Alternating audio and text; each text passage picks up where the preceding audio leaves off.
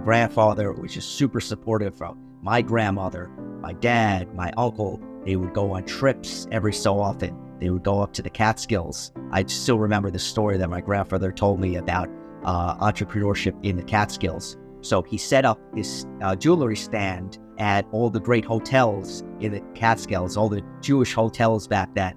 It was the Raleigh and Kutcher's and numerous others back in the day. Unfortunately, a lot of them closed, but he would bring his Oldsmobile.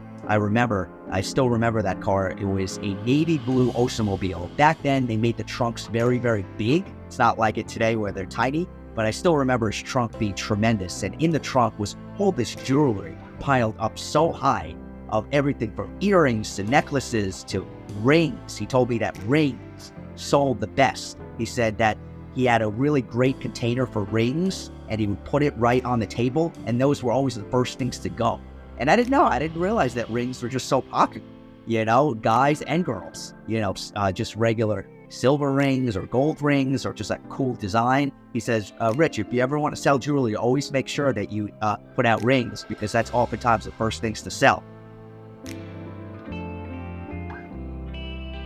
My dad taught me about jewelry from his father, because my grandfather sold jewelry, pretty much as a full-time job after he retired from the New York City police force. He said, Rich, how about you start out, learning a little bit about, the costume jewelry business, and come out with me on these entrepreneur days that he had for his classes and learn about buying and selling, because that's really the start, right, of, salesmanship, right? Buying the product, the cost of goods sold, how much it's going to cost to buy the particular product that you're selling. That all comes first, because then you want to know how much you're going to charge your customer. You're not going to charge the customer lower than what you bought it for, right? So that was just truly important. So I went out with my dad, and then my grandfather would come with us along on these buying trips with the students, and I would learn also along the way. So we would go into these areas of 33rd Street in Manhattan, and I think it was from 33rd to like 28th Street in Manhattan, and that was like the Garden District, which still is in existence today. And there are in the backs of these areas of 33rd Street, there's a lot of these like rooms and offices, and you go in the back of these buildings, there are tons of different types of jewelry in there by the dozens.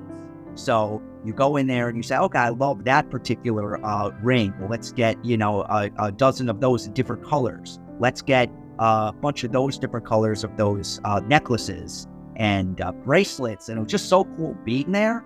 It was just so awesome. It was just like this, almost like a little creepy, not really like back alley kind of thing, but it was just like, I just noticed the floors were like broken up.